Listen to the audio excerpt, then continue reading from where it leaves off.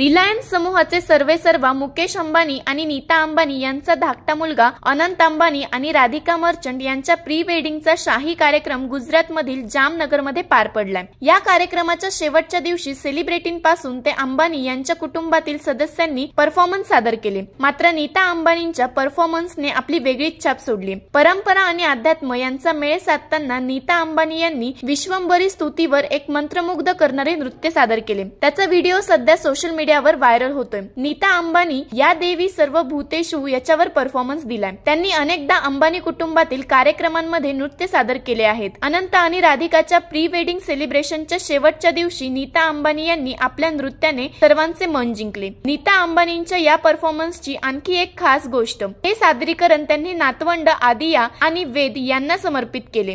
नीता अंबानींच्या या अप्रतिम dance परफॉर्मन्सचा video सध्या सोशल मीडियावर व्हायरल होतोय। मुकेश अंबानी आणि नीता अंबानी श्री 420 या सिनेमातील प्यार हुआ इकरार हुआ है या गाण्यावर थिरकले। या व्हिडिओमधील दोघांचे एक्सप्रेशन पाहण्यासारखे होते। ब्युरो रिपोर्ट, सप्रेम मराठी।